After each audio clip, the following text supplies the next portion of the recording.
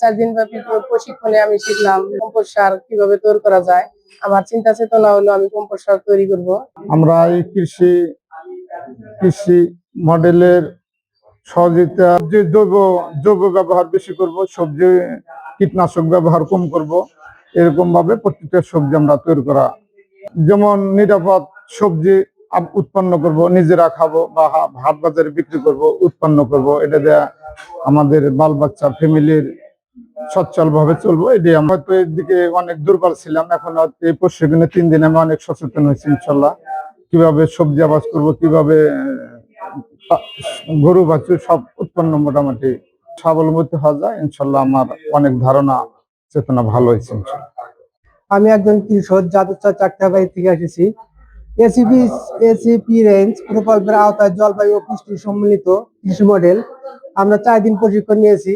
এখানে আমাদের প্রশিক্ষণ দেওয়া হয়েছে গবাদি পশু কিভাবে পালন করতে হবে, গবাদি পশুর গোবর থেকে ভার্মি কম্পোস্ট সার তৈরি করতে হবে, আবাদি জমি পতিত জমিতে কিভাবে অন্য ফসল উৎপাদন করা যায় এবং ছাগল পালন করা যায়, হাঁস মুরগি থেকে পালন করা যায় এবং পুকুরে মাছ চাষ করা যায়, কিভাবে আমরা এর থেকে স্বাবলম্বী হতে পারবো সেই শিক্ষা দিয়েছে, আমার প্রশিক্ষণ দিয়েছে।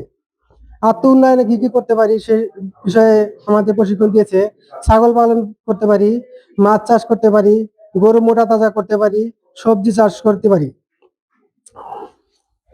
কম্পোস্ট সার ভার্মি কম্পোস্ট সার তৈরি করতে পারি এবং এ থেকে আমাদের নিরাপদ সবজি উৎপাদন করতে পারি।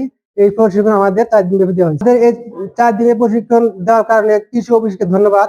এবং আমরা যা শিখলাম আমরা পরবর্তীতে সব কাজে লাগাবো এবং আমাদের পরিবারকে উন্নয়ন করব। এবং কৃষি অফিসকে আমাদের পক্ষ থেকে ধন্যবাদ।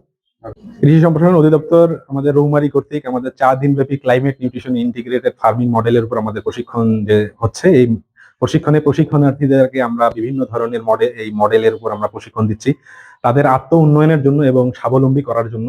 তাদেরকে আমরা নিরাপদ সবজি উৎপাদন, তারপরে গবাদি পশু পালন, মৎস্য চাষ, তাদের বসতবাড়ির আশেপাশে যে জায়গাটি রয়েছে সেই জায়গাটা কত সুন্দরভাবে তাদের সর্বোত্তম ব্যবহারের মাধ্যমে তাদেরকে স্বাবলম্বী করা যায়, আত্মনির্ভর করা যায়, সেই লক্ষ্যই হচ্ছে এই প্রকল্পের। তাদের কি চ্যালেঞ্জ রয়েছে, তাদের কি সম্ভাবনা রয়েছে, তাদের যে সম্পদ রয়েছে, এই সম্পদের সর্বোত্তম ব্যবহার করাই হচ্ছে এই প্রকল্পের মূল লক্ষ্য এবং এই ট্রেনিং এর মূল লক্ষ্য। আমি আশা করবো যে এই ট্রেনিং পাওয়ার পর আমাদের এখানে প্রত্যেকজন যে আমাদের কৃষক রয়েছে তাদেরকে আমরা রিভলভিং ফান্ড হিসেবে 6,000 টাকা করে সরকার এখানে প্রদান করছে।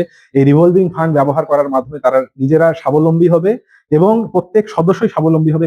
গ্রুপের প্রত্যেকটি সদস্যই কিন্তু তারা আমাদের এই প্রশিক্ষণ গ্রহণের মাধ্যমে তারা নিরাপদ শাকসবজি উৎপাদন করবে, জলবায়ু সহিষ্ণু কৃষি চর্চা করবে এবং নিজেকে স্বাবলম্বী হিসেবে প্রতিষ্ঠিত করবে সমাজে।